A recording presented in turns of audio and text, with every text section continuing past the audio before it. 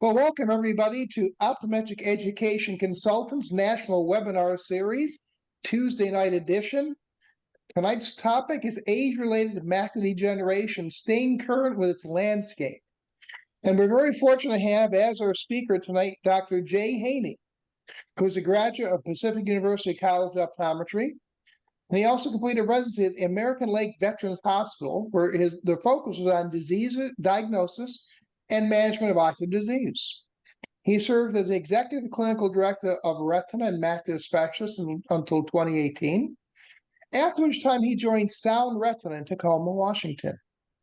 He is an adjunct clinical professor at Pacific University's College of Optometry, a fellow of the American Academy of Optometry, and a fellow of the Optic Retina Society. He's a clinical investigator and continues to be involved in clinical studies regarding retinal disease management, both as a principal and sub-investigator. He's a published author and has become a nationally recognized speaker on advances in technology and the management of retinal disease. So it is really our great privilege and pleasure to welcome to the stage Dr. Jay Haynie. Jay, please take it away. Thanks, Joe, Greg, Vanessa. What a fabulous team to work with. And so I want to thank everybody in the audience tonight for signing up and learning about age-related macular degeneration. For years or decades, when I started in retina in 1992, we didn't have a lot for these patients. And then the dawn of the vitamin supplements where we could potentially slow down progression. And then the dawn of anti-VEGF treatment to treat patients with exudative or advanced AMD. And now we actually have 2 approved pharmaceuticals to try to slow down the dry type of the degeneration, which results in areas of geographic atrophy.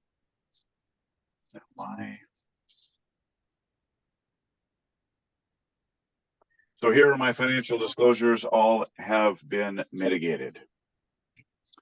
So historically, a large number of patients seek AMD following or for their first treatment after suffering vision loss in one eye.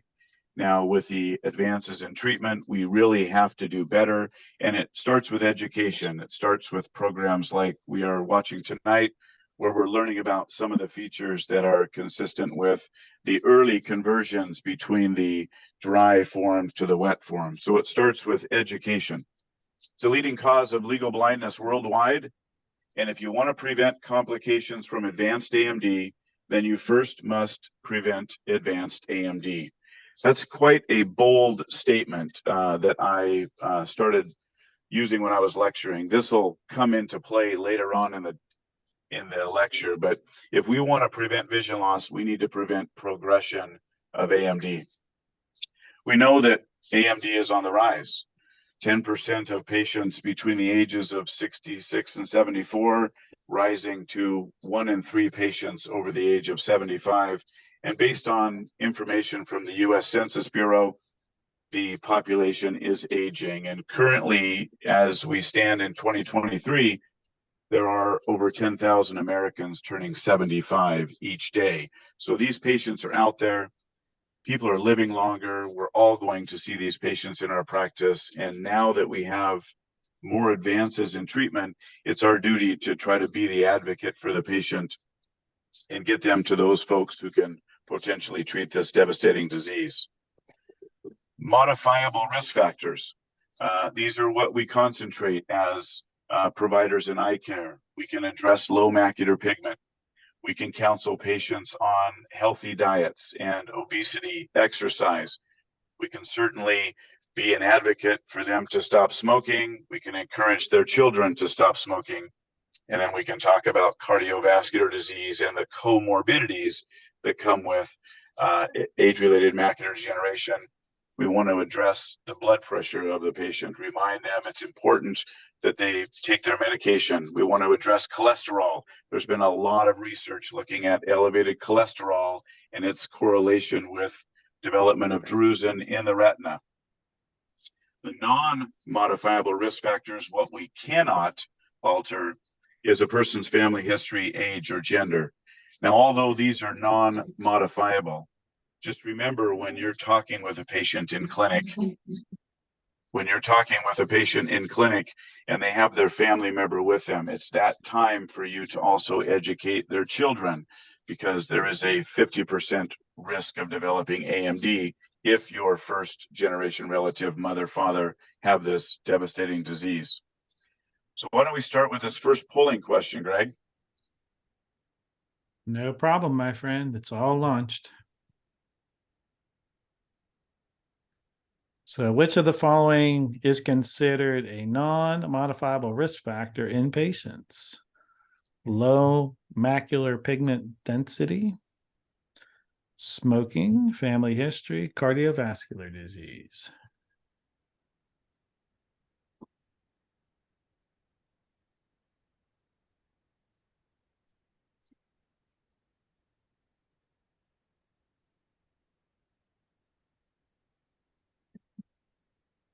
Let me see if I can find the handout here. If you can't, let me know. I've got it, Greg.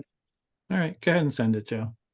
You know, interesting, Jay, talk about, and there's one thing in terms of smoking being some people may actually consider smoking not to be modifiable. They just can't quit. Yeah, you bring up a good point, Joe. And I do talk with a lot of patients about smoking, and I do have those patients that, really are very resistant. But, I tell them that I wouldn't be doing my job if I didn't bring it up in the conversation. So I understand how you feel about this, Mrs. Jones. I probably won't bring it up again, but it's just part of my job to educate you and your children that smoking is not good for patients with AMD. That's kind of how I address it. Mm-hmm.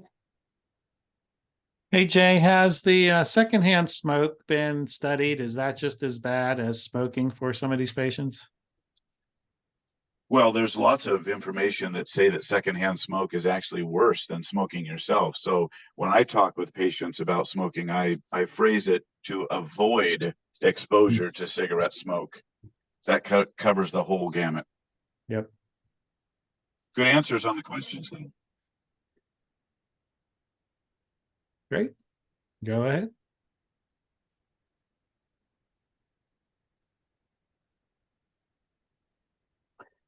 So if we look at vision loss as it's separated out from gender, we know that men over the age of 60, 1 in 10 are going to suffer vision loss from AMD.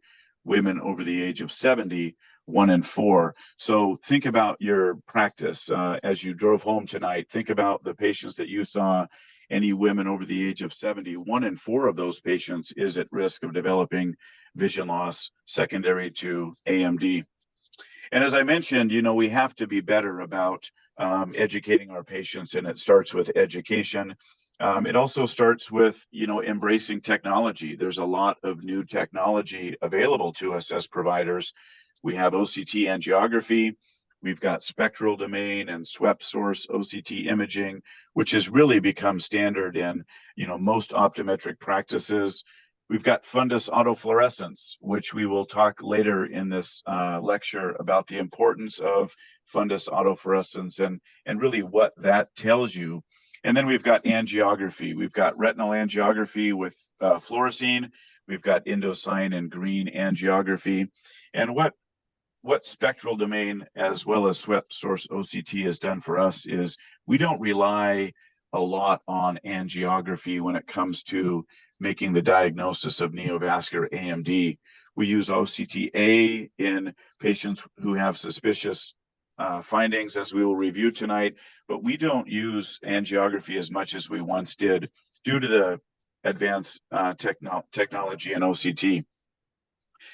If we talk about classification, I'm going to review the classification, and I'm going to hit this on many different levels tonight, because I think it's important that we understand not only the classification, which has become standard, it's understanding the difference between early AMD and intermediate AMD, because this is where nutritional supplements has been studied. Patients with no abnormal findings, no aging changes, they have normal macular health. We go to the early AMD, which is the slide on the bottom left. We have the very early medium-sized drusen. So any drusen seen on fundoscopic examination that ranges between 63 and 125 microns. Drusen alone, this would be early AMD.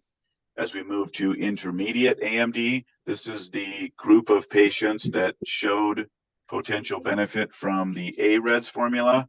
Intermediate AMD, they have one large drusen greater than 125 microns, or they have pigmentary abnormalities. The slide in the upper left, we don't see a lot of drusen per se, but we do have some pigmentary abnormalities, which are consistent with intermediate AMD. And then late or advanced AMD, we all thought that neovascular or wet AMD was the definition of advanced AMD, but we must realize that geographic atrophy is also a part of classifying late AMD or advanced AMD. If we look at early— Hey, Jay, can you just Yeah. go back 1 second? Yeah, and I'm glad that a lot of the speakers out there, they reference the Beckman classification, and they'll say that from the Beckman classification that less than 63 microns is no AMD that's out there. And I see you kind of have it like right there at early AMD. It drives me crazy to see when people quote that that classification, because if there's drusen in there, how can you say it's not disease that's out there? So it just kind of drives me crazy. I always use the reference like, okay, we do digital mammograms or we do finger and digital to find maybe breast cancer, but you can find it on a mammogram, but you find it on the mammogram, but you can't feel it yet. You go, oh, don't worry about it. We're going to wait for it to get a little bigger. So it just kind of drives me crazy. You did a great job on it, but I hear other speakers out there say, oh no, it's less than 63 microns. It's not AMD. I think it is. So. Yeah, I mean, and I would say that, that would maybe fall into the category of an age-related maculopathy. And, to your point, Greg, I mean, we look at this next slide, and we talk about, is there subclinical AMD? I mean, are there drusen deposits that are showing up at the level of the RPE before you have clinical features on a photograph or a good fundoscopic exam? And so this is where I really rely heavily on OCT technology, high resolution images. As we see here, we've got these little interdigitations at the RPE. These are drusen. They may be subclinical in that you can't see them on a photograph or with your technical skills, but this is early detection of, AMD-like findings. And, I'm a huge advocate of being proactive. I mean, the worst thing that you can do for this patient is nothing. This is where you really start to talk about lifestyle changes. And, this patient may be 52, maybe 53. This is where you talk about lifestyle changes. This is where you talk about, lifestyle risk factors. You have to discuss this with patients. And, I put all these patients with these AMD-like findings on a carotenoid because I think it's safe. I think it's effective. I think we have a lot of data on the benefits of the carotenoids. If we go to early intermediate or early AMD, this is where you start to develop, drusen 63 to 125 microns. You may not see them as well on a fundus photograph. You certainly are going to see them show up on autofluorescence. And then looking at the line scan on the OCT, these little interdigitations at the level of the RPE, these are not normal. And these are, early stages of AMD. And this is where you really have to talk about nutritional supplements. As you can tell, and as you'll hear, I'm a huge advocate of carotenoids. I think they're safe and effective. We'll talk about AREDS, as we move on. We go to intermediate AMD. This was by definition a single drusen greater than 125 microns with or without pigmentary anomalies. This is a patient who's got some drusenoid lesions, much more the confluent drusen. We can see that obvious on the OCT. And I'm going to make reference to this type of a patient, as we go through, because this is the patient that carries the highest risk of converting to advanced AMD. This is where you got to be proactive. You must discuss nutritional supplements. I'm not here tonight to kind of solve the mystery of, is zinc a good thing or bad thing? But this is where you really need to discuss nutritional supplements for your patients. But I'll give you my clinical experience on nutritional supplements and how I deal with patients. And then the atrophic AMD. These are patients that have significant trouble in low light settings. On your questionnaires, as we have our new patient intake forms, one of the questions should be, do you struggle with vision in low light settings? That's dark adaptation. Patients with atrophic changes in the macula will struggle in low light settings. These are the patients that as they progress, we can offer the new treatments, Syfovre from Apellis Pharmaceuticals, and then Izervay, the recently approved from Iveric Bio. We'll go through some clinical data with respect to them. So progression of atrophic AMD.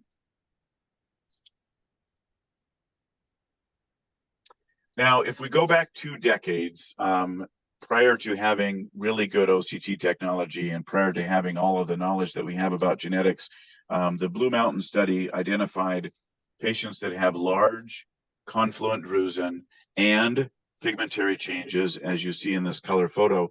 These patients are the most predictive to go on to develop late AMD. If they had no evidence of maculopathy, they had a very low risk, less than 1% of advanced AMD in 5 years. That doesn't mean you don't do anything if there's no large drusen. We talk about lifestyle changes. But if you've got large drusen plus pigmentary changes, there's a 50% chance of progressing to a more advanced AMD within a 5-year period. And this is what I used 2 decades ago when I was counseling patients. If we talk about how the calculation works on the left here, you've got the right eye. We look at large drusen greater than 125 microns. We look at pigmentary changes. We do the same for the left eye. Each clinical finding gets 1 point.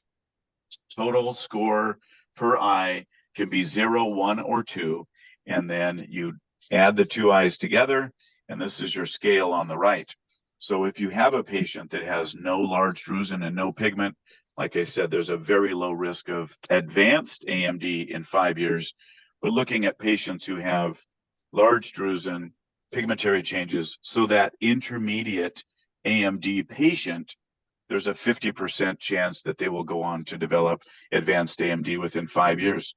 Patients who have intermediate dry stage AMD should be followed twice yearly based on this, and also based on the effects of nutritional supplements and also the new treatments for geographic atrophy. Advanced AMD, wet AMD, as well as geographic atrophy. We see the patients on the left, early and intermediate. There's going to be a percentage of these patients that go on to develop advanced AMD. Up to 30% will convert to the wet form, and up to 20% will convert to the dry form, leaving half of patients with very little to no progression over time. But once you get to the advanced AMD, once the patient develops wet AMD, they are treated. But unfortunately, the dry geographic atrophy will continue.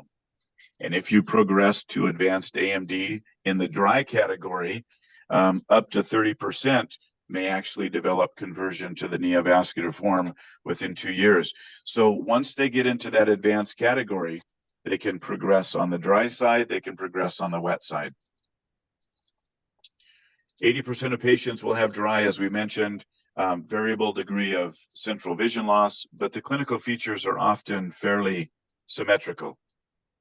Wet AMD, fortunately, represents 1 in 5 patients, but it accounts for 90% of legal blindness from AMD. And so it's absolutely crucial that we differentiate the wet from the dry. And hopefully through these slides, and you guys will learn more about early features of advanced AMD. So this is what we have available. We've got great fundus photography. We've got great autofluorescence. We've got great OCT technology. We've got spectral domain, which is primarily the standard. We've got swept source OCT technology. We've also got OCT angiography. Some of you in the audience may have embraced OCT angiography. It's very, very helpful when we're trying to differentiate the early conversion from intermediate dry stage to more advanced AMD. And then we have retinal angiography. I'm not going to spend a lot of time talking about retinal angiography because most optometrists, we don't do this in a clinical setting, but it is available when there are features that we just can't sort out with good fundus photography and OCT. Fundus photography, I like it, but I will tell you that I'm changing the way I image my AMD patients. I'm moving away from color fundus photography and I'm moving towards fundus autofluorescence. And the reason for that is we're looking for patients who have developed geographic atrophy. We're looking for patients who have the progression of atrophic AMD, which can be very hard to see on a color fundus photo.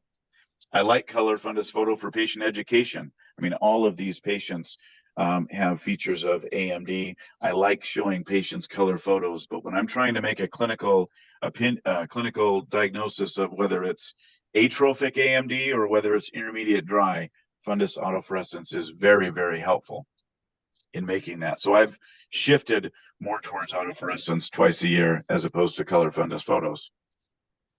Talk about fundus autofluorescence. It allows us to visualize kind of the metabolic changes that are occurring in the retina. This is oxidative stress, and this is essentially diseased tissue that is going to progress through activation of the complement system, and the end result is neovascularization or geographic atrophy. Jay, I'm going to have you pause there because I want to point out two things that you said there: oxidative stress and the complement system. And the complement system is part of the immune system. It goes back to one of my original slide in the polling, is that is this an overreaction or some type of dysfunction to the immune system? And you mentioned complement system, and I don't think maybe a lot of us out there remember you have your innate immune system, you have your adaptive, but there's also the complement system in the immune. So that's part of that immune system. So just want to hit that. That's a great point. So if we look at hyper autofluorescence, which is the white that shows up, we've got a patient color image on the left, kind of a large drusenoid subfoveal lesion. This is an accumulation of lipofuscin. It's going to show up as a hyper autofluorescence. This is oxidative stress. This is tissue that is, under insult, injury, progression, and eventually is going to lead to an atrophic lesion. The question is, how long does it take to get there? But these are patients that, need to be followed twice a year. Hypoautofluorescence. This is the dark areas that we see with the fundus autofluorescence. We have the color photo on the lower left, the matching autofluorescence on the lower right.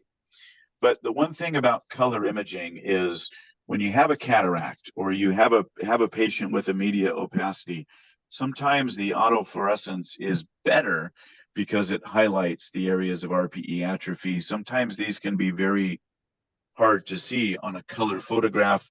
Autofluorescence is a great option, and we should all be looking at autofluorescence images, especially in patients with atrophic lesions, because this is going to be the patient that we discuss, we counsel, and we refer for potential treatment with the complement inhibitors.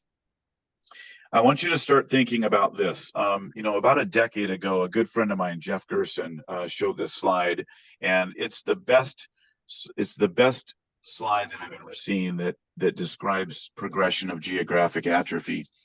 Geographic atrophy is a very slow clinical process in most patients, and it starts with, a oxidative stress in the retina, metabolic activity, and then eventually the RPE cells die, which is the kind of burnt out areas on the picture we see.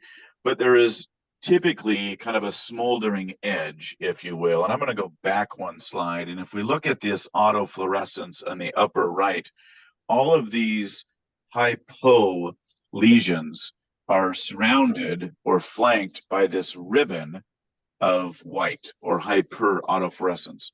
That's an active lesion. And we start looking at the activity, and that gives us a good prognostic indication as to maybe where this patient is going to go, where the lesion is going to progress. Is it moving towards the fovea? Is it moving away from the fovea? So start thinking about GA as kind of that smoldering fire that we're trying to put out. If we go to OCT, clinical features of dry AMD, we're going to see drusen. We're going to see pigmentary modeling, which I'll show on an OCT. We're going to see pigment epithelial detachment. This is when the RPE layer separates from Bruch's membrane. We're going to see drusenoid lesions. Now, a drusenoid lesion is just a very large drusen filled with lipofuscin. And then we've got geographic atrophy. We look at some OCT examples of what I've described there.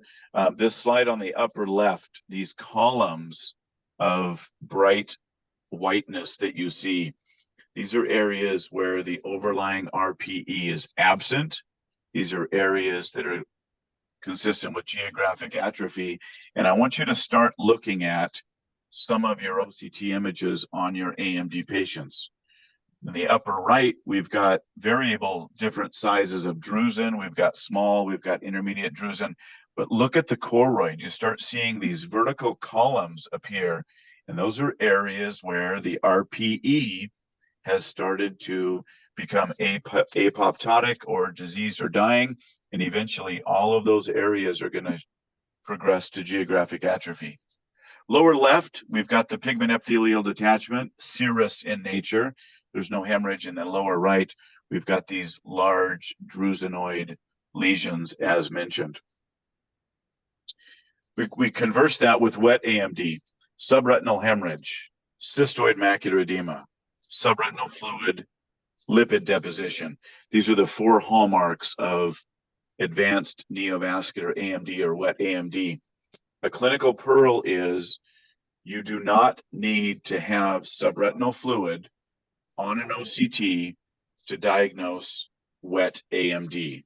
This is an inflammatory disease, and some of the early changes that you may see are cystoid macular edema. So I've got a couple of cases of cystoid macular edema in patients with AMD. But these are the cardinal signs of patients with neovascular AMD.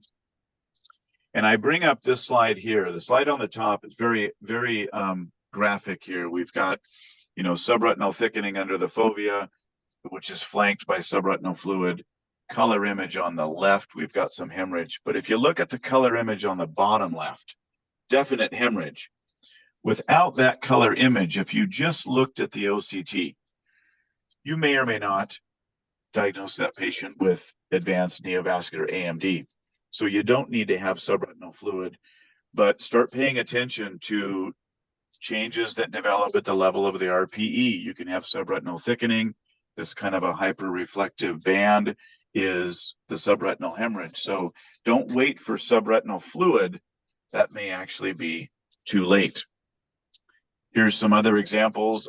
Pigment epithelial detachments with fluid. The image on the upper right's got the myriad of everything. You've got subretinal hemorrhage. You've got subretinal fluid, cystoid macular edema.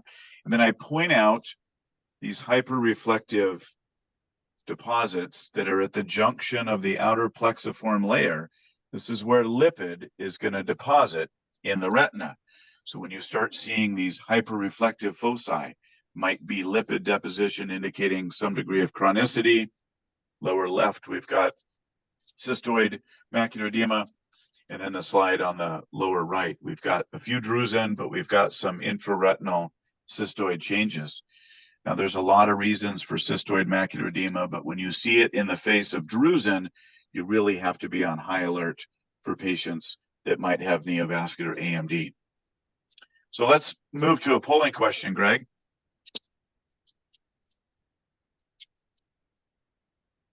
No problem. It is launched.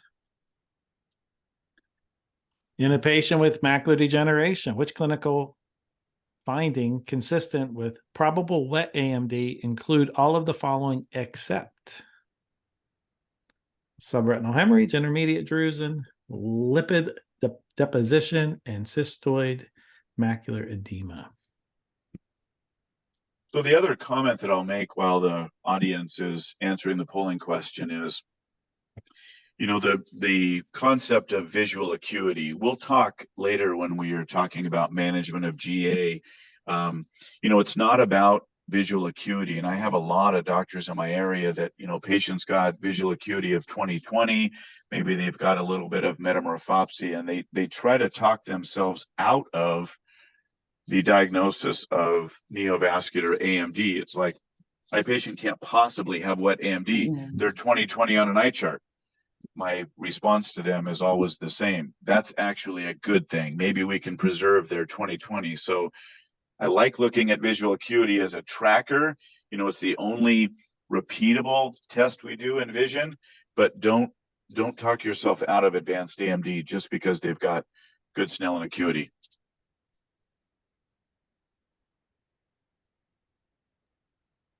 There you go, my friend. Are you able to see the results? Got them. Okay. So the answer is intermediate drusen. All of the other features were described as being potentially present in patients with wet AMD.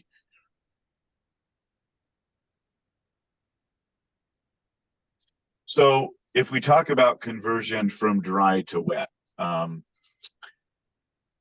the critical part when you're following patients with dry AMD is identifying early conversion. Every study that you look at, even back to the PDT days where we used verteporfin, every study indicates that those who were treated early always did the best. So it's our job as eye care providers is to identify early conversion.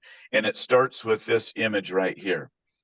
This is an image of a patient with intermediate AMD, but you'll notice that they've got a serous pigment epithelial detachment. So the RPE layer has lifted away from Bruch's membrane. And when this happens, you really start to have elevated levels of oxidative stress. You have increased VEGF production released into the vitreous. And this is really the beginnings of potential conversion. So these are patients that we are going to follow a lot more closely in clinic. And for the reasons of these two images here, both of these patients have a serous pigment epithelial detachment on the left, but within 3 months, both of these patients developed very extensive neovascular changes, as we can see on the OCT. So once you separate the RPE from Bruch's membrane, these patients come and see me every 90 days. And I always am optimistic telling them that I hope we grow old together, Mrs. Jones, and you never need to be treated, but you've got high risk lesions, and it's our job to be there when the conversion to neovascular AMD occurs. So these patients come and see me every 90 days for OCT and then autofluorescence twice a year. If we talk briefly about OCTA, OCTA technology has gotten better, and what's gotten better is the diameter of imaging that we have in the retina. It's gone from a 3 by 3 millimeter cube, which we see here, out to a 6 by 6, 9 by 9, 9 by 12. We're starting to be able to map the retina a lot better, looking at the capillary system. Most of these technologies will separate out the superficial retina from the deep retina, which is the capillary. I've got Siri's listening to me, and she's not understanding my conversation I'm having. So maybe we'll teach Siri a little bit about AMD tonight. So superficial, deep, and then the avascular retina map is important for the simple fact that it's avascular. Most of these OCTAs will track blood flow, will show some imaging, and if you see blood flow in the avascular retina, which is the photoreceptor layer, that's not normal. And I like OCTA for retinal vascular disease, but I also think it's great for those patients that have suspicious OCT features. They have occult disease. Maybe there isn't any hemorrhage or subretinal fluid on clinical exam, but you've got symptoms or cystoid edema to prompt and raise your suspicion. This is the perfect patient to get an OCTA of, and if you don't have OCTA technology, this is a patient that's going to come and see you every 3 months. Let's look at a couple of cases. This was a patient that was referred to me with a diagnosis of wet AMD in the left eye. I think we can all agree that we've got suspicious features on OCT. We've got an elevated separation of the RPE from Brooks membrane, and then the dark kind of hypo-reflective features above the RPE is the presence of subretinal fluid. So this diagnosis was a little bit easier. We did OCT angiography, and in the upper right, we can clearly see kind of in the RPE choriocapillaris layer, we've got this kind of a very beautiful neovascular frond that has been slowly leaking into the retina. Image on the bottom right. The yellow is the normal blood flow or blood flow in the retina. We've got nerve fiber layer blood flow. We've got choroidal blood flow, but then we see blood flow that has breached Brooks membrane, headed north into the RPE.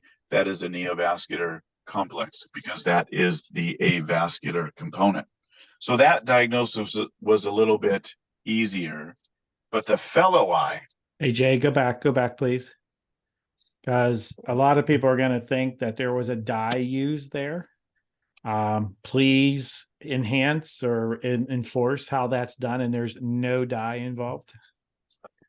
Great point, Greg. So OCT angiography, it's non-invasive. It's associated with a lot of OCT devices. There's no intravenous dye that is used. The way that this technology works is the scanning speeds of the devices have eclipsed 65 to 100,000 repeatable scans per second. And when you scan the retina that fast and everything is set stable, the only thing that you can track is blood flow in the retina. So scanning the same tissue over and over and over, you are literally tracking the flow of a red blood cell through the retina, and then you get a map of where that blood flow went. So great point, Greg. Non-invasive, no dye, very simple test to do at the OCT machine. Thank you. The fellow eye. I think we can all agree that this patient has features of what we presume as intermediate dry stage AMD. They've got a pigment epithelial detachment. In this particular scan, there's no cystoid macular edema. There's no subretinal fluid. Patient was scanned on OCTA largely due to the other eye. We are going to scan this one as well. And lo and behold, this patient has an occult membrane, which does not have any associated hemorrhage or fluid in the retina. But in comparison, this neovascular membrane was a little bit larger than the other eye. So there's a lot of these patients that have occult disease. Eventually, this neovascular membrane is going to bleed into the retina. It's going to cause inflammatory changes and eventually is going to become symptomatic. But the point that I make is not necessarily we all need to run out and get OCTA. It's recognizing that these patients with the RPE separating from Brooks membrane are high risk, and those patients are going to be followed much more frequently every 3 months. Jay, is it fair to say on that scan, if they did a fluorescein angiography, that it might not show up since it's below the RPE and not leaking? Could that, maybe leaking a little bit, but fluorescein doesn't see below the RPE, so maybe that could be missed even on a traditional injection angiography? What you would probably see with angiography is because there's no subretinal fluid and there's no intraretinal fluid, you probably would not see any leakage on fluorescein angiography. So, this is a patient that might be missed with fluorescein angiography. It's a great point. Let's look at this patient. So here's a patient that was referred to me for recalcitrant cystoid macular edema following uncomplicated cataract surgery. Patient's got intermediate AMD, has cataract surgery, and develops cystoid macular edema. So as optometrists, we're trained to treat this with topical steroids, topical NSAIDs. Patient was treated, got a little bit better, really didn't stabilize much. So after 2 or 3 months, the optometrist tends to refer to me. And as we look at this scan, I think we'll all understand that, we've got this intraretinal edema here with a drusen, but don't just look at one B scan image. Let's take a look at the entire cube of data that the machine gives us, where you scroll through every single little image that you're given. And as we scroll up above the fovea, we start to see the suspicious pathology in the bottom image where we've got drusen, we've got a break in the RPE with some hyperreflective material in the outer retina. That's extremely suspicious for a neovascular membrane. And as we do OCTA, we can confirm that this patient has got an early neovascular membrane, but the blood flow study on the bottom right, I don't think a lot of people use the blood flow as much as we should, but that really tells the story where you've got meshing of choroidal blood flow with retinal blood flow right in the presence of this drusen. That is a neovascular membrane that has grown through. So this is probably the smallest neovascular membrane that I've ever been able to diagnose. And that's why the patient was referred for refractory CME. It was not pseudophakic CME. It was in the early inflammatory features of AMD. Here's another case. This patient was referred to me, family history of AMD, noted metamorphopsia on an Amsler grid. The OD was convinced that it was intermediate dry stage, but due to family history and patient concern, referred to me. And look at the OCT. We've got that very suspicious feature where we've got the RPE layer separating from Brooks membrane. These are patients that are known to be higher risk. We did fluorescein angiography, and to your point, Greg, on the last case, here's the fluorescein angiogram, where in the later phases, all we are really seeing is the staining of the drusen. There's no focal leakage, there's no hot spot, if you will. But if we look at OCTA, we can start to see the emergence of a neovascular membrane, which is about 1,000 microns in size. So I don't want the people in the audience to think, oh my gosh, I need to run out and get an OCTA. What you need to understand is the patients that have the high-risk lesion.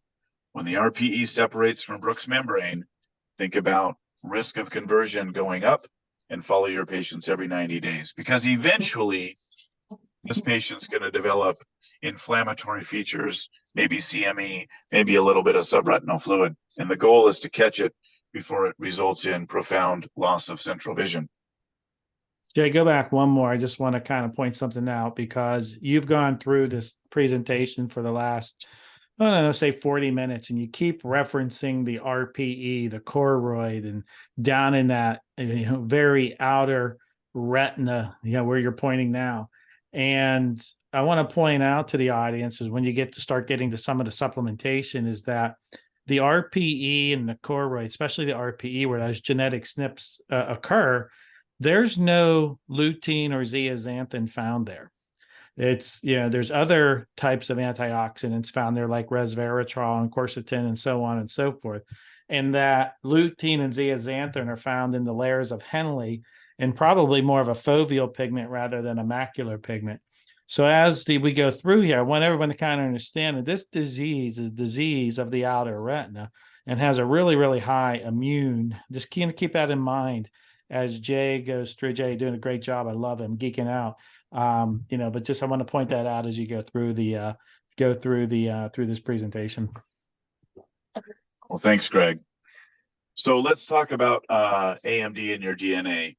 So is AMD in your DNA? Absolutely. We talk about the greatest risk of developing AMD. It's your first degree relative. It's your mother. It's your father. And if either of your parents have features of AMD, you have a 50% chance of developing AMD yourself. I think about this every time I see a patient who is referred to me with AMD. I work in a retina-only practice, so I don't see a lot of dry AMD. I'm seeing more of it now because of the advances in treatment for the atrophic changes. But, as I'm talking with, Mrs. Jones, who's got neovascular AMD, and her son is the one that brought her, I tend to talk as much to the son as I do to the mother. And what can we do for the son at 45 to try to prevent them? And it's all about healthy lifestyle, avoiding cigarette smoke, micronutrient supplements, etc. So that first degree relative is your highest. There's two genetic testing Companies currently available, Macular Risk is out of Toronto, Canada, and then Visible Genomics, who's here on the West Coast. I do a lot of genetic testing for AMD. I've got some slides that kind of coach people through how I do it. I think genetic testing is the future for a lot of diseases, you know, the cancers, et cetera. But I think with AMD, it tells us a lot about what is their potential rate of progression. We know from the Blue Mountain Eye Disease study that large drusen and pigment are associated with high risk. But what about the patient who doesn't have large drusen and pigment when you see them? Do they have a genetic predisposition to developing advanced AMD? It's very simple to do. It's make a diagnosis of AMD with your slit lamp, fill out the requisition form. We have our patients swab their own cheek. This is something that COVID changed with us. So we hand the patient the swab. They swab the inner cheek on one side, the inner cheek on the other side. So 2 samples, drop it in a self-addressed stamped envelope, goes to the lab. The lab sends you back the results via a fax, which are going to look like this. So we provide all the demographics. We provide the smoking status. We provide the BMI. We provide the classification of AMD, whether it's early, intermediate, or advanced. And then they are looking at a number of genes, largely complement factor H and the ARMS2 allele. And we get a progression of risk to advanced AMD. And in this patient, the category of risk is MR5, which is the top of the scale. We get MR1, 2, 3, 4, and 5. This patient has an 86% chance of developing AMD, advanced AMD, in a 10-year period. This patient is 67. So within a decade, this patient is faced with potential legal blindness. I use this a lot to follow patients. I follow the risk profile regardless of clinical features most of the time. And we'll talk about how I follow my patients, but it's a very simple process to do.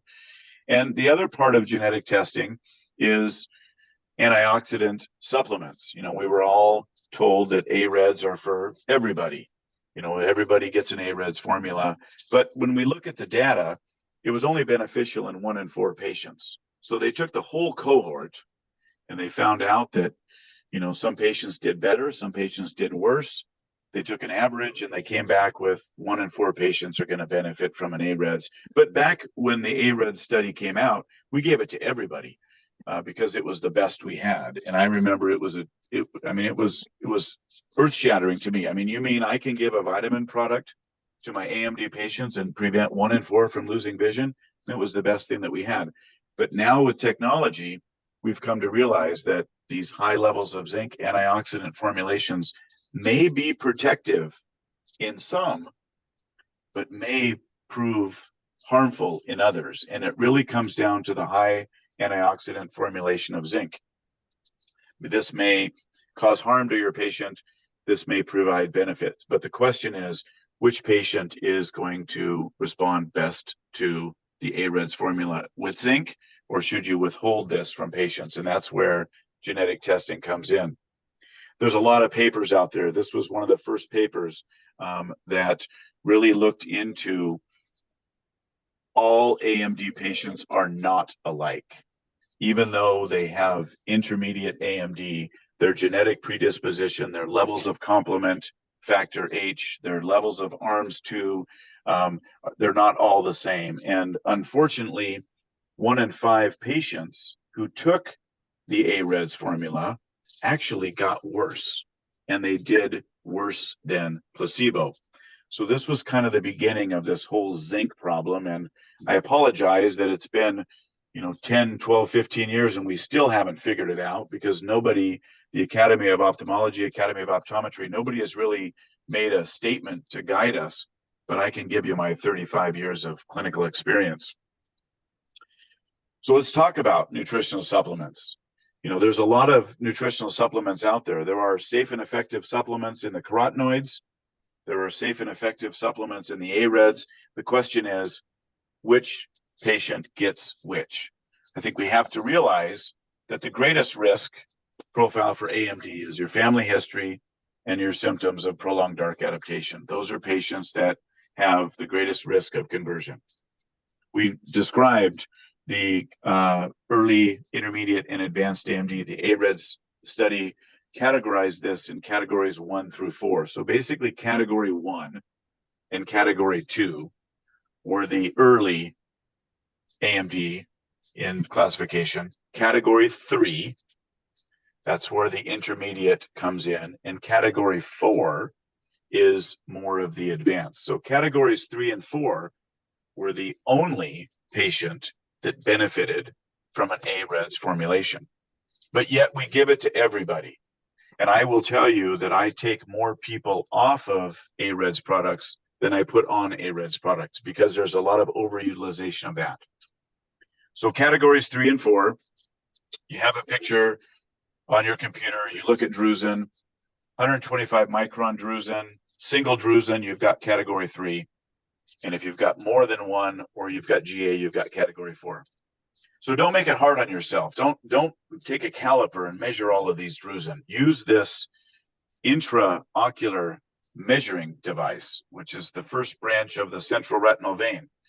We all know that the optic disc diameter is 1.5 millimeters in the majority of patients. And we use that when we're looking at size of choroidal nevus. You know, how many disc areas is it? Well, the first bifurcation of the central retinal vein, as it eclipses over the neural retinal rim, is estimated to be 125 microns. So you take a quick look at the diameter of the vein, you go to your macula, we've got more than one, this is category 4. Okay, that's pretty simple. So if we talk about nutritional supplements for AMD, let's first start with the carotenoids. Okay, I give carotenoids to any patient who complains about trouble seeing in low light. I give carotenoids to everybody who's got a family history of AMD.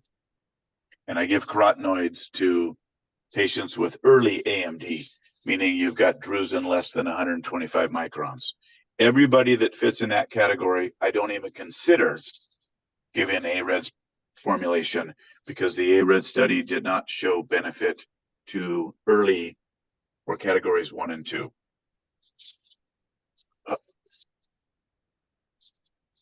So let's just briefly review the AREDS. We had the AREDS 1 and we have the AREDS 2. What they did from AREDS 1 to AREDS 2 is they took out beta carotene because beta carotene was found to be associated with a higher risk of lung cancer in smokers and former smokers. So they took that out based on safety. They replaced it with lutein and zeaxanthin. So this was kind of the first look at carotenoids associated with antioxidants in the treatment of AMD. They also reduced the amount of zinc oxide from 80 milligrams to 25.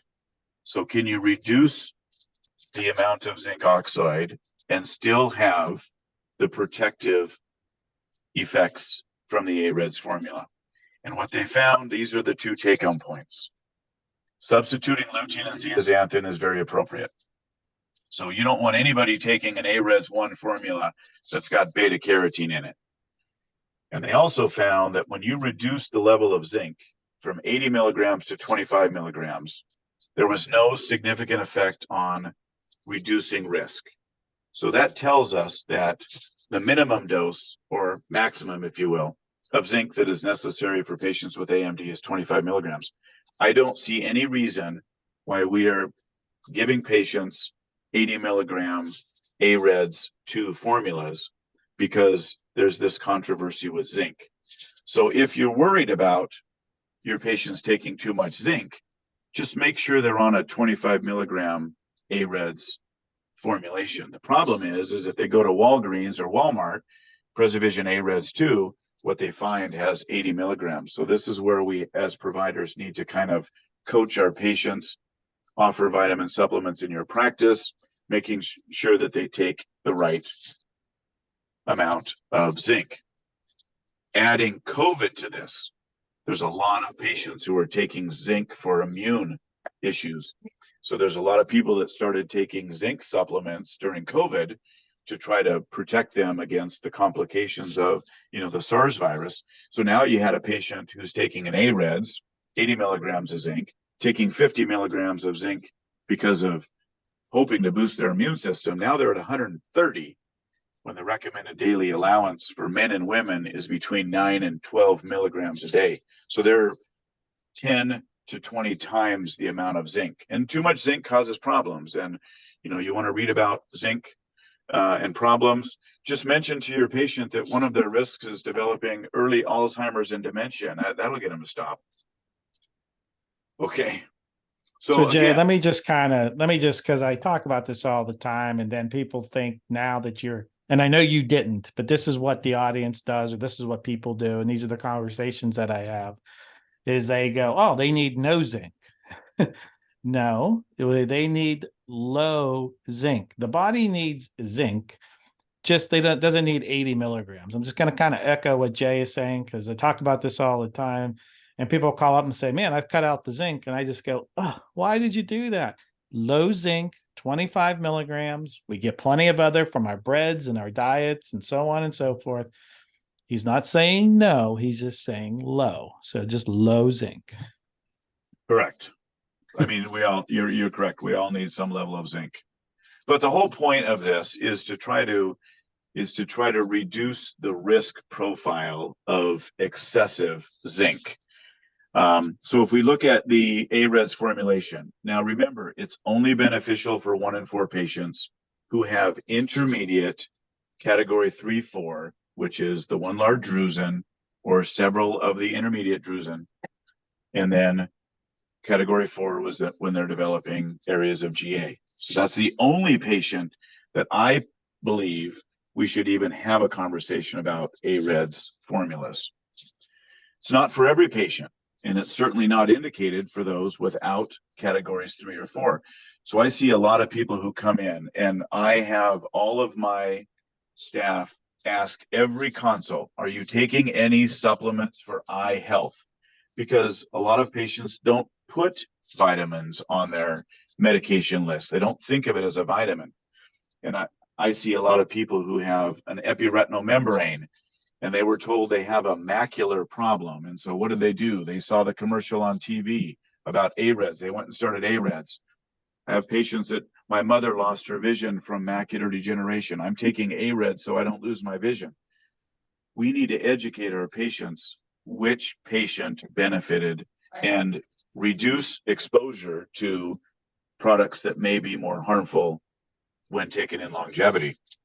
Okay, stop the madness. Tell the patient exactly what they should take. Vitamin supplements. I personally have a product in my office that I give to patients that don't have optometric care, that are getting supplements. I want my patient on the appropriate supplement. It's a 25 milligram AREDS formulation. You can stock these. You can sell them directly to patients. There's a lot of platforms out there. The bottom line is we are the provider. We need to do better than tell them, go to Walmart, Walgreens, Rite Aid, and get an AREDS product, because they're going to get the one with 80 milligrams of zinc. So be the advocate of your patient. So if we talk a little bit about genetic testing, okay, and why do I do genetic testing? For 2 reasons. Risk of progression dictates follow-up interval, and what are the nutritional supplements that are safe and effective? Okay, what's it tell us about your patient? Exactly what I said. Okay, why do I test and why? Any patient with early AMD and has a family history of AMD gets tested. I want to know what their risk of progression is going to be. Any patient with intermediate, and I'm considering supplements, I want to know whether they should be on a zinc, AREDS with or without zinc. And any patient who is currently on an AREDS formula who comes to my practice and has developed advanced AMD, I offer genetic testing to them as well, because this was a product that was supposed to prevent advanced AMD. And so part of the other question is, when do you stop supplements? Patients got geographic atrophy in both eyes. They're legally blind. Is there any further benefit of taking a supplement? I mean, these products can be very expensive, and a lot of our patients have limited income. Why don't I test everyone? Well, patients who have no clinical features of AMD maculopathy, they're not going to be put on an AREDS formula anyway. So the conversation isn't going to change. Lifestyle, smoking, UV protection, healthy diet, and I put them on a carotenoid. That's why I don't test everybody, because it's not going to change what I do. Okay. This is how I roll it out in my practice.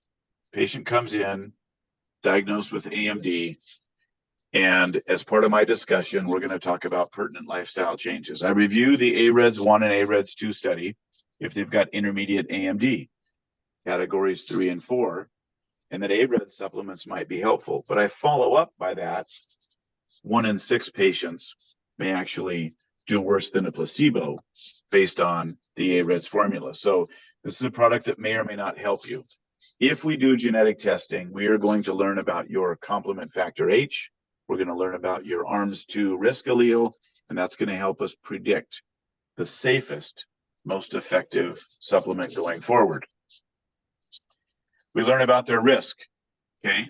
Identifying patients with higher risk is a very proactive approach. Patients who have macular risk 4 or macular risk 5 have to be seen sooner, because we've got good treatment for advanced AMD on the wet side, and now we've got complement inhibition, which is going to help slow down the dry type. So once you know their risk, you can then be their advocate and follow them more closely in clinic.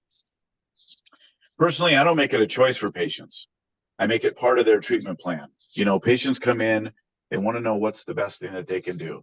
I talk to patients with AMD very similar as internal medicine doctors talk to their patients with diabetes. This is a chronic disease. Potential complications may lead to irreversible loss of visual function over time. Diabetes is a chronic disease. There's no doctor that gives a patient the choice of checking blood sugars or taking medication. They educate them on the long-term consequences, just like I educate my AMD patients on the long-term consequences and how we can intervene with closer follow-up supplements that are potentially effective and safe. The results, MRs 1 and 2, 3, 4, and 5. When you get the results back, you talk with your patient about it. MR 1 and 2, this is the average person living in North America. I see them once a year. MR 3, they come in once a year. They get a dilated exam, they get an OCT, they get fundus photo and or autofluorescence. MR 4, I back it up to a 9-month, and MR 5 gets a follow-up every 6 months. Now this is before, I mean, this doesn't account to what their retina looks like. So if you're an MR 3, but you have that pigment epithelial detachment, I'm going to follow you twice a year based on retinal findings and risk. But this is a good baseline on how I follow patients based on risk of genetic progression alone. And when I talk to patients, you know, I don't look at a high risk MR4, MR5 as being bad news. I tell patients, you know, you've got a higher genetic risk of developing advanced AMD, but I wouldn't say that's a bad thing, Mrs. Jones. I say it's good that I know this, because now you're going to come in and see me twice a year or every 9 months, because we have good treatments for this, and all of the clinical trials favor those who were diagnosed early. So I don't take this as delivering bad news. I'm actually happy to have identified you've got a high risk maculopathy. We talk about how the supplements work. It's based on, you know, lower complement factor H, elevated ARMS risk. There's four categories here. And these are the categories of patients that were split out by some people that looked into the AREDS data, trying to figure out why did the 1 in 4 patient get better and what was the difference between the other 3. So they figured out which patients need the zinc. And basically, this is what you get back. You get 4 categories. Genotype group number 1 on the upper left. This is the patient that should be on an AREDS without zinc. So these patients get vitamin C, vitamin E, and the carotenoids. Same with same with genotype group 2. This is the patient you're looking for. This is the only patient that I will put on an AREDS formula and a 25 milligram AREDS formula, to be exact. And then you've got group number 4, which it didn't matter. They could take an AREDS, they could take zinc alone, they could take a placebo, they could take a multivitamin. Nothing was statistically better. And if we go back one slide in the lower right, they all got worse. So these patients in the bottom right corner, I generally will put them on a carotenoid just because I'm worried about, them getting the wrong level of zinc. So the AREDS patient, genotype group 3, is the one we're looking for. So as we approach the next polling question here, this is a patient that we all saw today, intermediate dry stage AMD. What are you going to give this patient? You basically have 3 options. AREDS, nothing, carotenoids. So everybody's kind of thinking about what they would do. How about if you knew their genetics? What if you took it one step further and you did genetics, as I did on this patient? Look what came back. Antioxidants without zinc. That's the AREDS without zinc. So this is a patient that if you give them an AREDS formula, or furthermore, if they take too much zinc, they're actually increasing their risk of progression based on all of the data that came out of this. So as we approach the polling question number 3,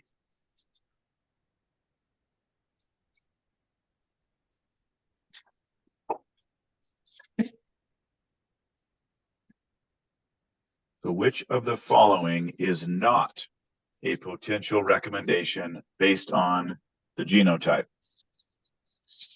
So a question rolled in here in the chat box, and I'll take and answer this one.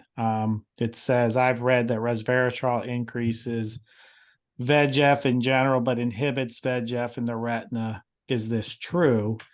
I know pretty much a lot about resveratrol, as I think you guys, or a lot of people out there, guys and gals, know that Stuart Richer was the founder of the Ocular Wellness and Nutritional Society, passed away coming up on a year here. And his big one was resveratrol, and he taught me so much about it. And, in most of the cases that are out there, resveratrol will decrease VEGF. But that's, you got to be careful. There's some tumors, some vascular entities that maybe resveratrol will increase. That's called bioindividuality that's out there. And we try to paint everyone, as the same.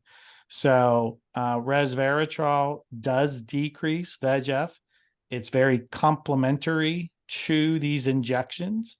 I use it all the time for patients, and we've actually had some patients that don't even have to get injections anymore because it's complemented it so well. Not everyone, but we've complemented it so well, and that's called complementary integrative medicine that's out there. And so, Greg, as you answer these polling questions, so which color of wine is best to drink if you have AMD? Is it red or white? I'm going to say red with the resveratrol that's in it. So I kind of bring that up because, patients, they talk about, is it okay to drink, this, that, and everything. And I always ask them, do you like wine? Well, yeah, I like wine. Most people over the age of 60 like wine. I said, well, if you like wine and you've got AMD, pick red.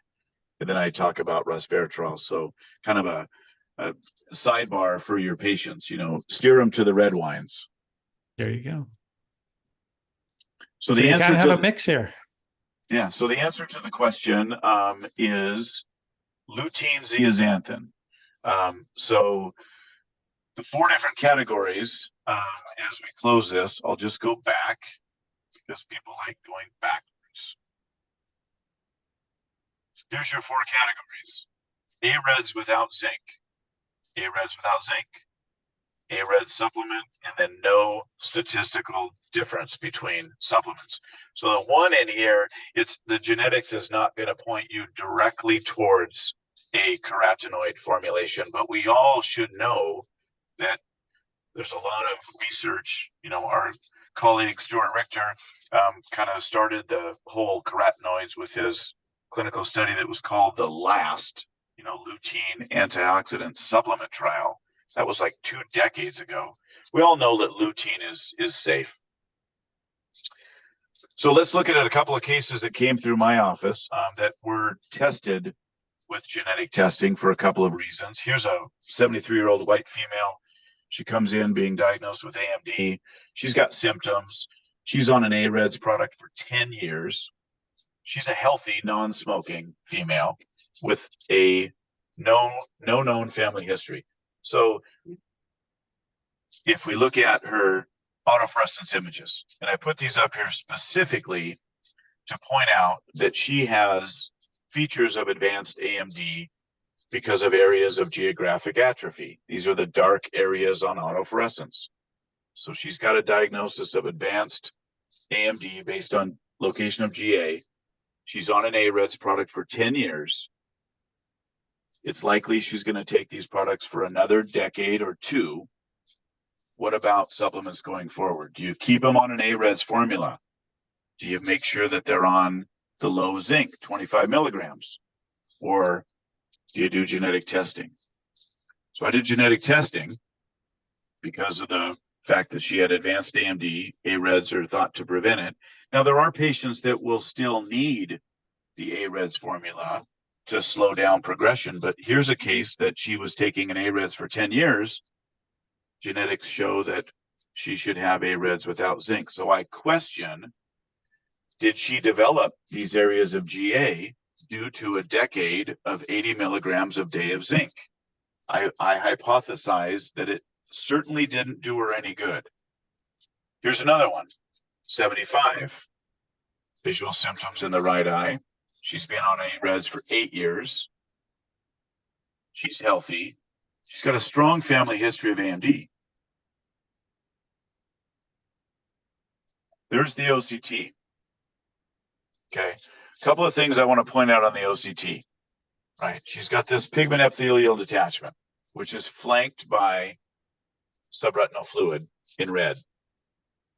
Look at the rest of her RPE layer. It's fairly pristine. I don't see drusen. I don't see a lot of RPE changes. Outer retina looks good. So she's got this isolated subfoveal lesion. Let's look at angiography.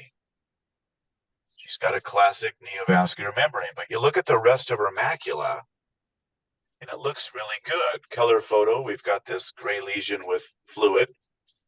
So I don't see a lot of features of AMD kind of surrounding this lesion. I tested her genetic testing because she was on AREDS and had advanced AMD based on diagnosis, and she came back AREDS without zinc.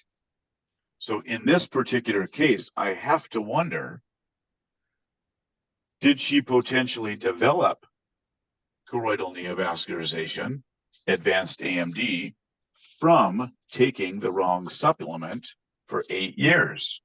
I see a lot of people like this, and I really worry about patients who are taking at least 80 milligrams of zinc. So kind of a take-home message, don't be afraid to give your patients an AREDS product because there's a lot of data. Just be wary of the 80 milligram zinc formulation and steer these patients to the 25 milligram formulation, which was shown in the AREDS 2 study to be just as effective. Okay, I don't want to scare people away from the AREDS because there's a lot of long-term data. I worry about too much zinc. Here's my summary, okay?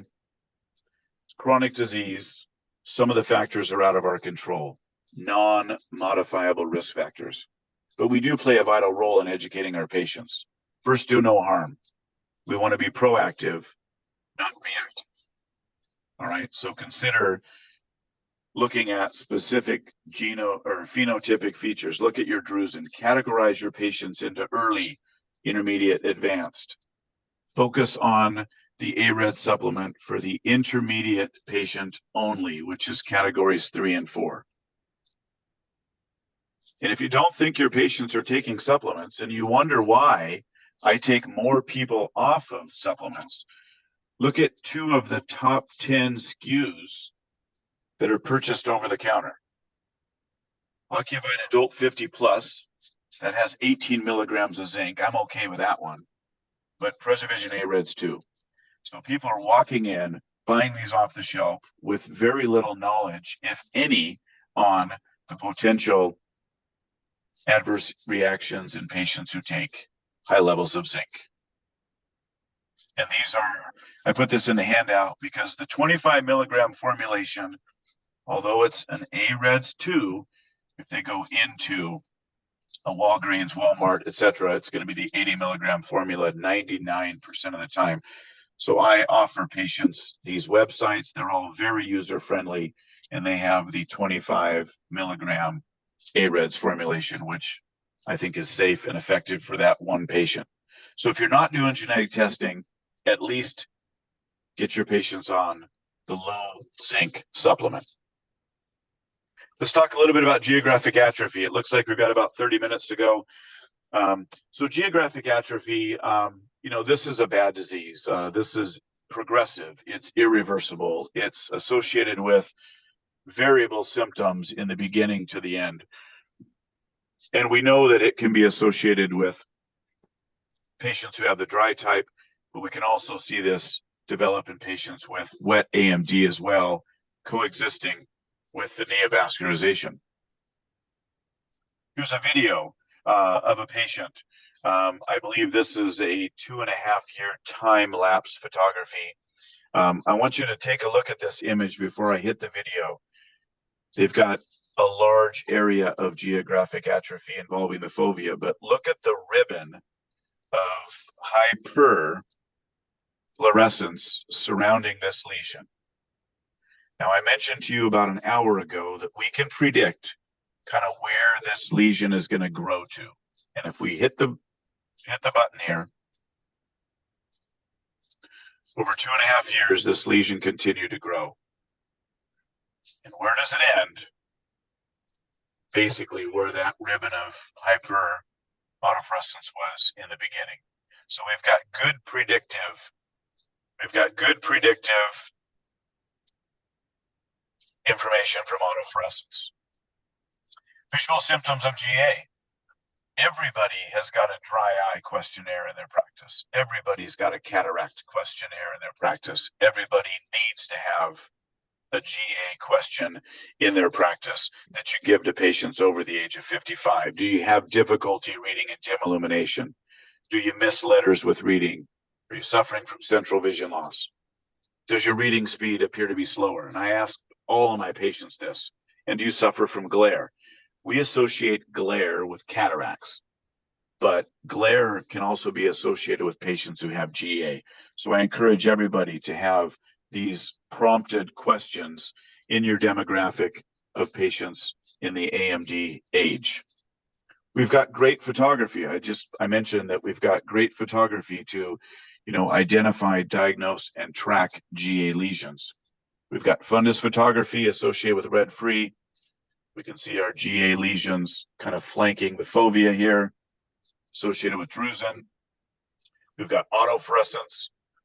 What I like about autofluorescence is it really shows the atrophic lesions a lot better than a color photo. And if we look at the color photo, this area of GA that's kind of between 3 and 6, which is this dark area on autofluorescence, that's an easy one to see. I think we can all agree that we're seeing the choroidal vasculature, but look at the other areas that highlighted. Do they really look like GA lesions? It's hard to see. That's why I like autofluorescence so much. So I'm moving away from color photography. I'm moving towards autofluorescence for AMD patients. And then spectral domain, as well as swept source OCT. These are two very, very end stage patients. But I want to point out kind of these columns of light that we see, because the RPE layer is absent. Pigment is what stops the scan. So over here to the left, we've got a healthy RPE. as we move towards center, we get these columns of light, and this is areas of potential GA. We also have, I don't know if anybody saw this, but we've got an outer retinal tubule. This is an outer retinal tubule, which is a OCT biomarker of neurodegeneration, which leads to atrophy. So if we talk about biomarkers, okay, what are we looking for on OCT in the very beginnings? Okay, we look at these little hyperreflective foci that start to pop up in the outer retina. Okay, we've got a little dot here. This is 6 months later. We now see GA is developed. And if we look at 6 months later, we see the lesion grow to where it's really become visible on spectral domain OCT. So start looking for these little hyperreflective foci in the outer retina. If you also look at the slope of the outer retina, as you get to the GA lesion, it's like a sinkhole is developing. So the outer retina is going to literally sink into the area where the RPE once was. You can see it much better on the bottom right here. So watch for the biomarkers on your OCTs, tracking all these patients twice yearly because of the treatments available. Infrared image on OCT. We may not have done autofluorescence on patients for the last decade, but we certainly have done OCT, and you can go back to the infrared image and we can see the areas of atrophy show up here. And then OCTA, not necessary to diagnose GA, but very, very helpful in tracking size and movement of our lesions. And as we go through kind of what's available, it's all going to be about who is the right patient. And I personally don't have a good answer for that, but I will tell you how I'm looking at this, and I want you guys to start looking at this. So the dawn of treatment is here. We've got Syfovre, pegcetacoplan was approved in March. Apellis Pharmaceuticals, complement 3 inhibition, and more recently, within the last 4 weeks, Izervay, which is the abacin-captad pegol from Iveric Bio, complement 5 inhibitor. So we've got 2 products which are now on the market to treat GA. Here's the first patient we treated at Sound Retina. This is the right eye. I kind of just stacked up the FAF images. We can see over the course of 4 years, patient went from very little GA to symptomatic GA. So we know where this patient's going to go. We know that these lesions are going to grow. Look at the rings of hyperfluorescence around these lesions. We know where this patient's going to go. It's moving to the fovea. We want to protect the fovea. Here's the other eye. Unfortunately, this patient already had subfoveal involvement and vision loss in the left eye. But this was the first patient that we treated at Sound Retina. So the complement pathway, I'm not here to explain kind of the ins and outs of the complement pathway, but it's necessary in the human body, the complement pathway. It's a very vital part of our immune system. However, when certain aspects of the pathway are stimulated, it creates a cascade of events which are inflammatory and lead to apoptosis or cellular death, which is the RPE atrophy. So if we talk about, the classical pathway, alternative and lectin pathway, and if we look at kind of where the Apellis product came in, it is a C3 inhibitor. So their thought is if we inhibit activation of C3, we can prevent kind of the down regulation, which ends in cellular lysis. So their product is in here. We'll talk about the Iveric product, which inserts at complement factor 5. So if we just kind of briefly go through the clinical trials and kind of how this all came out, the Oaks and the Derby study looked at basically 4 groups. We had pegcetacoplan every month, every other month, and then sham every month and sham every other month. Most clinical trials will compare to either standard treatment or a sham. Primary endpoints, okay?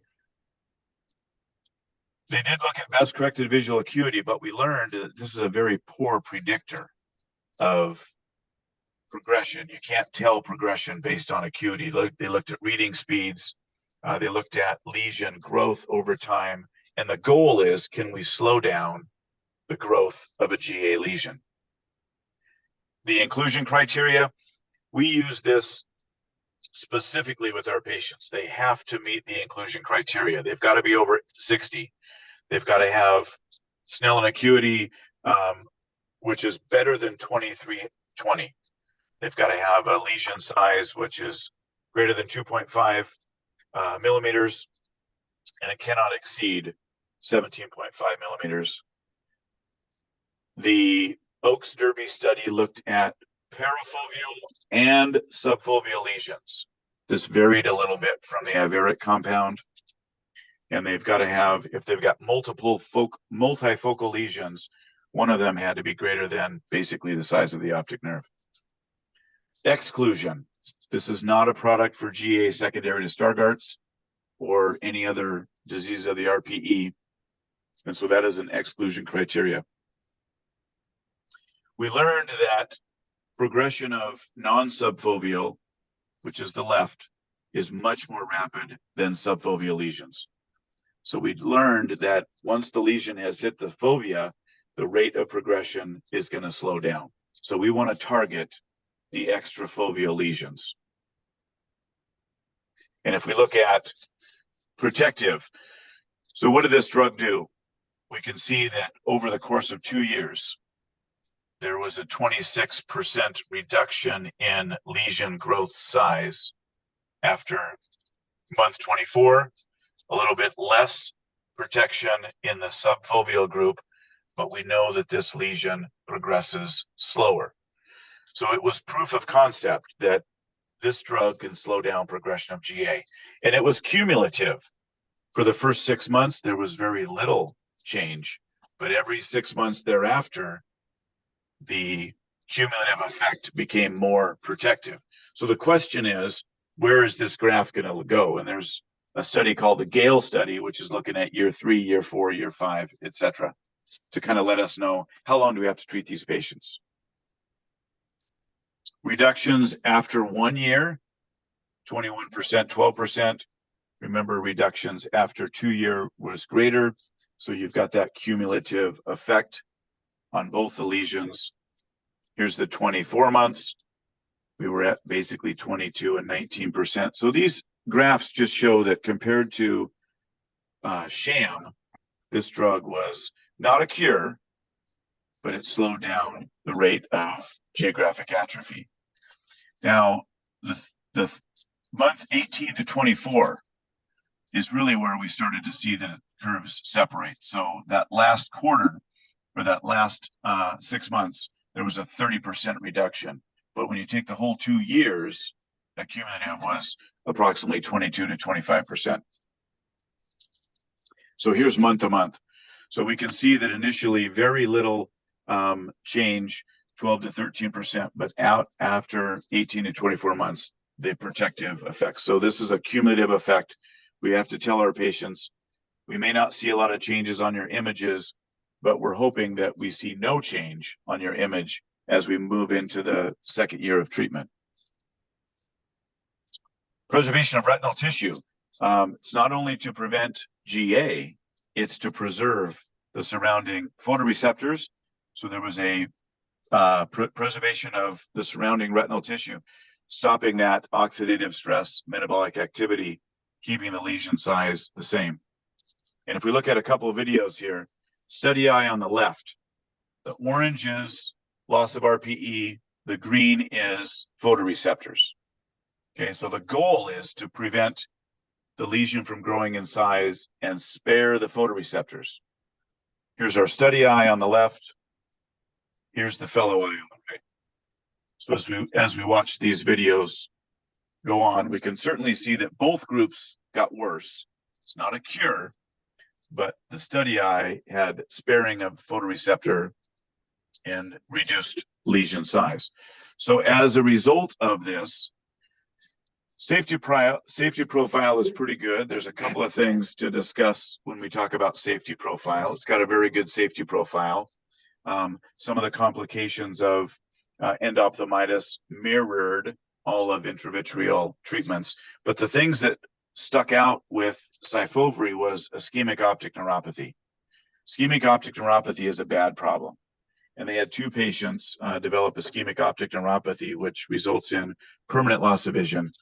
And we also had patients develop secondary intraocular inflammation and conversion from dry to neovascular AMD. So there was a higher incidence in wet AMD in the treated group compared to placebo. So when we talk to patients about this, we have to be very transparent. Of recent, there's been 7 cases of occlusive retinal vasculitis with Syfovre, which is a devastating disease. 7 cases out of 65 to 80,000 treatments. So there's been kind of a pause on using this drug in patients who've got a history of intraocular inflammation, and certainly in the monocular patient. We also saw this with Beovu when it was approved to treat AMD. So we've got the rare complication of occlusive retinal vasculitis. I don't think it's going to change the usage of it, but it's going to certainly eliminate the monocular patient from us treating in our practice. It's approved over 1,200 patients, effective in slowing down GA. The Gale study is what you all want to watch, which is going to answer the question, how long do these patients need to be treated? Can we extend them from, every 6 to 8 weeks to maybe every 3 to 4 months as the time goes on? Those are questions that will be answered. But right now, we are treating our patients about every 6 or 7 weeks. We don't feel like monthly injections was that much more protective than every 2 months. So we're going every 6 to 7 weeks in our practice. And if we just briefly review avacincaptad pegol, recently approved complement 5, they jump here at complement 5. They feel like there's some benefit to sparing complement factor 3. That's why they jumped in at complement factor 5. Gather 1, Gather 2 studies every other month. Let's get to the results. The only difference in the treatment was they did not use foveal-involved lesions. And we know that fovea-involved lesions progress slower. So they did not use those in their inclusion criteria. In fact, if you had a foveal-involved lesion, like you see on the right, they were excluded. So their data looks a little bit better because their patients treated were the ones that had the rapid growth of the parafoveal lesion. So that's why their data looks a little bit better. They had a 35.4% reduction, which was greater than the Apellis product. But remember, the study design was a little bit different. This does not mean that avacincaptad pegol is superior to pegcetacoplan. You got to look at study design and inclusion criteria when you're comparing study results. But clearly, it was effective in reducing progression of parafoveal lesions. Safety profile also very good. They had no adverse events of endophthalmitis, no adverse events of intraocular inflammation, no adverse events of ischemic optic neuropathy. Risk of choroidal neovascularization. With the Apellis product, it was between 6 and 11%, I believe. With the Iveric product, 6.7% as compared to the sham. So a slightly greater risk. But what we tell patients is everybody that developed secondary neovascularization in the study was treated with anti-VEGF and did not lose vision based on conversion. So we don't use that risk as being a deal breaker for us because we've got good treatment for the neovascular AMD. Obviously, it's not good to induce wet AMD, but like my retina surgeons say, well, we've got good treatment for that. If we do nothing, the GA lesion's just going to get worse. CNV rate 6.7%. It's progressive, it's irreversible. We do have a better option. Okay, consistency of the data is good with both products. The Iveric compound is due to hit our practice this week. So we're going to be treating with both compounds going forward. But the question is for the audience, to treat or not to treat. And this is where we need optometry's help. You know, we want to know the rate of progression. We want to know associated symptoms. We want to know the status of each eye.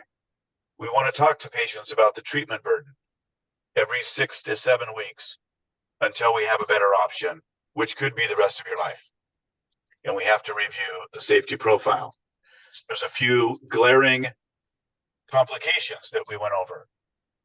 Occlusive retinal vasculitis. So any patient who's got a history of inflammatory problems or are monocular, we don't treat with the Syfovre compound. Okay, here's an example. You know, this was a patient that was referred to us.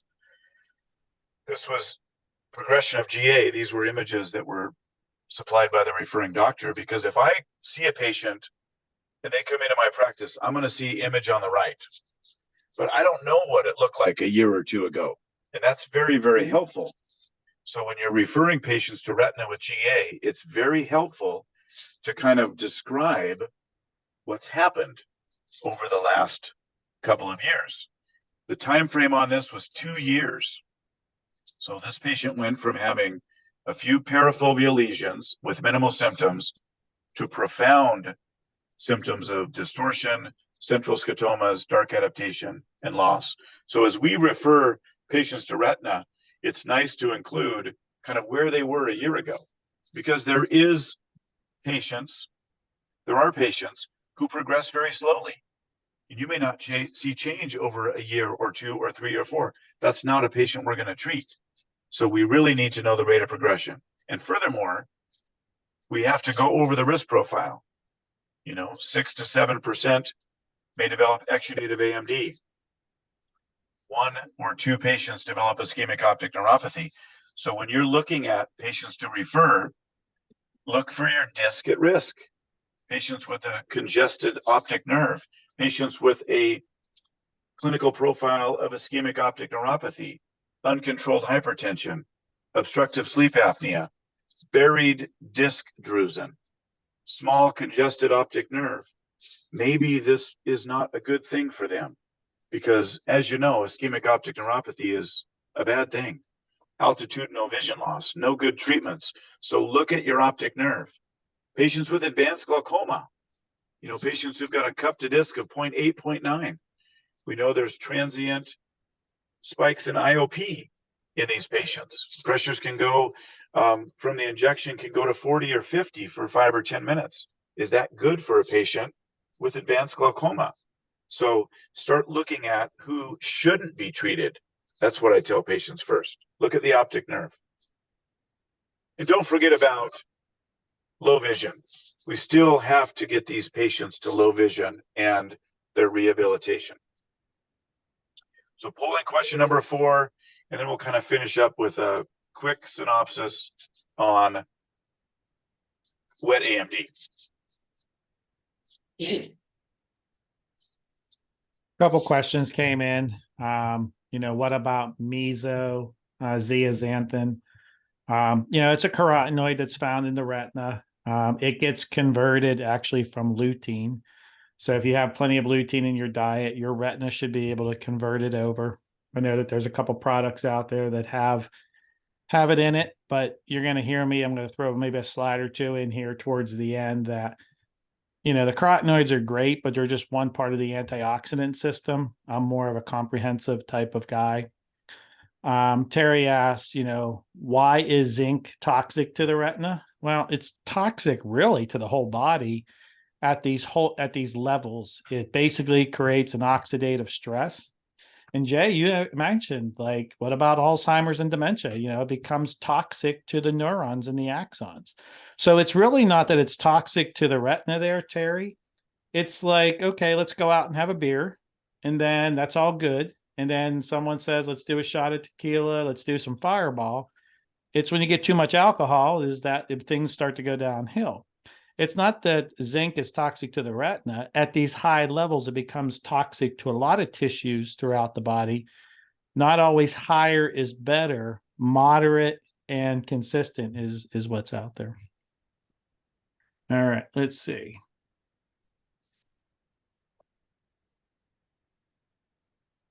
And there you go. Very good.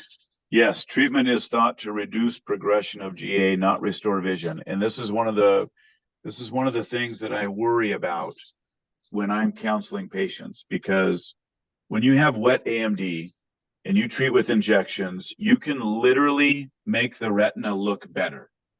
We've all seen this. So the patient comes in with this juicy exudative lesion. You treat with anti-VEGF, subretinal fluid goes away, CME goes away.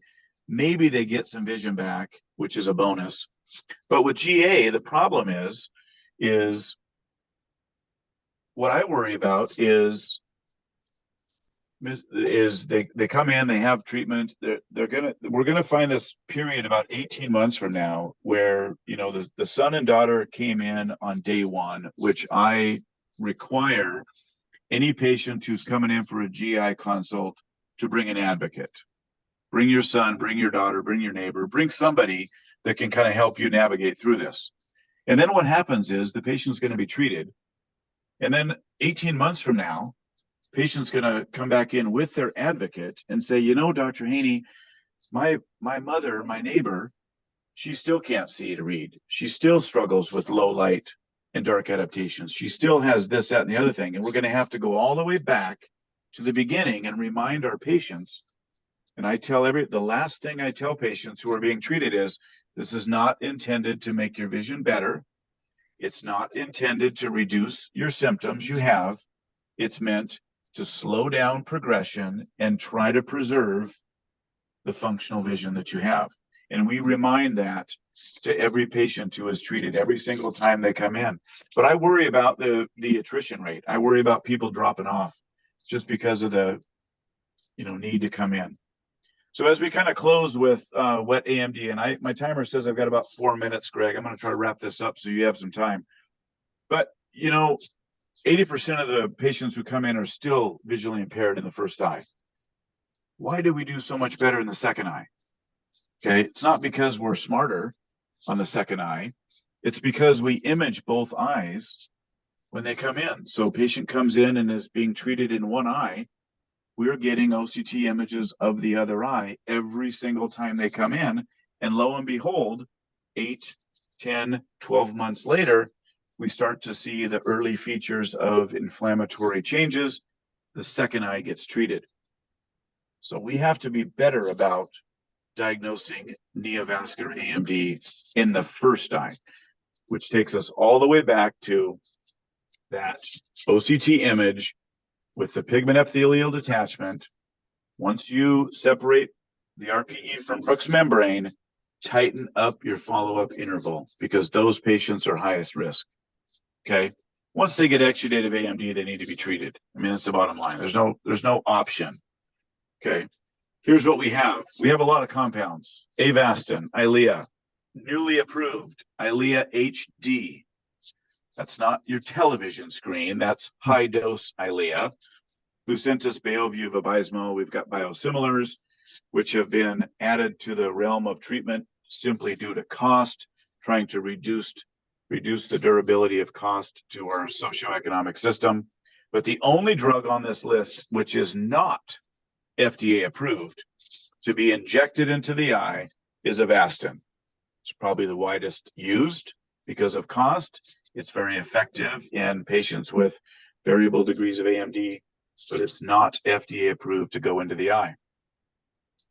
I show this slide because as a referring doctor, you're going to see doctors change drugs, and I doubt they're changing drugs to make more money. In fact, that's not the truth. They changed drugs because the first one failed. So here's a patient who started out with Avastin.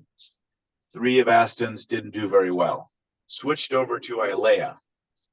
2 Eyleas, and they still have persistent fluid. Switched over to brolucizumab or Beovu, which is a very good drying agent, and the subretinal fluid went away. So when you get a letter back from your retina provider that says they switched compounds, it's highly probable that the first one or the second one failed. AJ, show the fluid there because a lot of people are going to think like that RPE detachment is the fluid, but can you show the fluid right there? Go over to the 3A Avastins, show the fluid. See, it's there. It's not the big bump. It's not the retinal pigmented epithelial detachment. Correct. It's not that. It's that So- right up there. And then you can see it disappear down there. That's right. Good point, Greg. All right, here's another one. This patient was treated with Beovu. Beovu is a very good drying agent.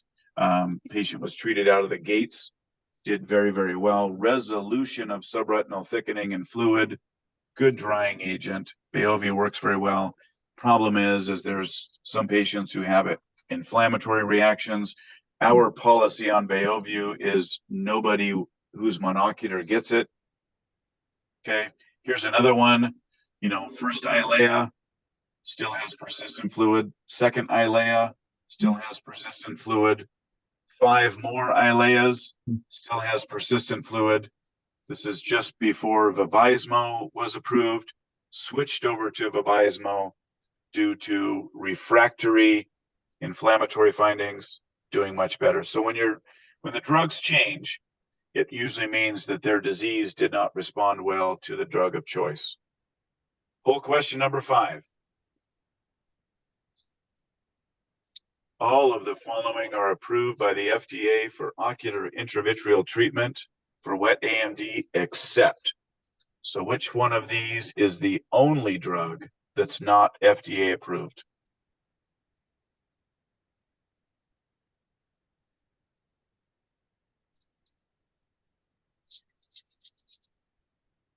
Have an interesting story about Avastin. You know, Avastin was kind of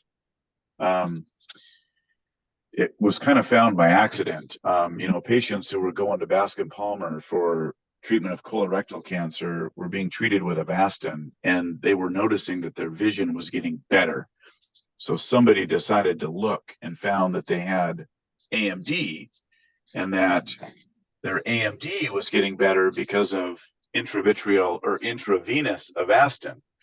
So when I was diagnosed with colorectal cancer in 2011, I'm kind of a comic, right? You know, you get through life with humor. So I called my retina surgeon and I said, Willie, we've got a lot of Avastin in the fridge at our office. Do you think I should just start injecting this into my abdomen? And he said, Jay, that's probably not a good idea. But that's how Avastin was done. And good for you guys. It's not approved. It's widely used because of its efficacy, and it's cheap. Okay, when you're seeing patients who have AMD and you see any subretinal fluid or cystoid macular edema where they have visual symptoms, you got to refer. You got to refer to a colleague who has OCT angiography or into retina for evaluation. Sooner the better. Most common pattern of treatment is treat and extend. So let me just show you how this works as we wrap up. So some of your letters you're going to get back. You know, Mrs. Jones came in and I'm going to see her in 7 weeks for an injection, or 9 weeks, or 12, or whatever it is. So we all start with this induction phase. Every month they get 3 injections of whatever they choose. They're back a month later. If the OCT is dry, they get treated. Then their follow-up is extended to 6 weeks. If they're still dry at 6, they get treated. And we try to get them all the way out to 12. If you can go 12 weeks without a shot, patients go back to my clinic to be followed for recurrence. But if you come in at 10 weeks and you've got fluid on the OCT, your treatment just became a 9-week interval. So you go 9 weeks, then you go 9 weeks, then you go 9 weeks, and then you try to stretch them even further. So that's why patients are treated at variable intervals. Works great until patients become lost to follow-up. So it's very good that none of my patients become lost to follow-up. You get them all the way out to 10 weeks and they disappear for a year. And you got to start all over. And just to talk about GA, does excessive anti-VEGF lead to GA? I thought it did. I was convinced. This was a patient that was treated with Avastin. I'm like, nothing's getting better, but the GA is getting worse. That's because the dry type continues to march along. And now we have patients that are being treated with combined complement inhibition, Syfovre or Izervay, in conjunction with anti-VEGF. We're treating both types of AMD simultaneously on different days. So in summary, it's exciting times for our patients. It's more exciting for us. We are being more and more involved in treatment modalities. Today's thoughts may be obsolete tomorrow. So you need to keep up for the sake of your patient and watch the GALE study, because that's the future of GA treatment. So with that, I will show you a picture of downtown Seattle. I will unshare my screen and I'll turn things over to Greg and Joe. Well, thank you, Jay. And I'm just going to blow through a slide here and then get through a slide or two here, because I want to highlight some of that you've been doing. Right here, this ellipsoid zone, everyone, this is the mitochondria line. Please go back and look at those pictures that Jay was doing. It's the mitochondria of the photoreceptor. There's also mitochondria of the RPE. And why I'm talking about that is I believe someone asked about photobiomodulation. You're getting into integrative, you're getting into light, you're getting into stimulating the mitochondria. So those mitochondria are going to be very important going forward. That's out there. So that's what your photobiomodulation question. Yes, it's going to be part of the treatment. It's not going to be an end all be all. It's going to be integrative. It's going to be complementary. Here's the reason why I kind of poo-poo carotenoids only. It's only a foveal pigment. And again, the disease is in the outer retina that Jay has pointed out. Here is my patient that has a high arms, or low arms and too high complement factor H's. We don't want to be doing high dose zinc on this patient. And then the last thing I want to point out is AREDS 2, 9 out of 10, we're taking a multivitamin. So if we're trying to get the same effect, why aren't we recommending a multivitamin? This is right off the frequently asked questions. FAQ, NIH, National Institutes of Health, AREDS 2, 9 out of 10, we're taking multivitamins. So those are my closing thoughts. Jay, thank you for doing this tonight. And that will wrap up AMD staying current with its landscape. Thanks, Jay. Thank you all for being a part of this, and God bless you all. Have a great evening.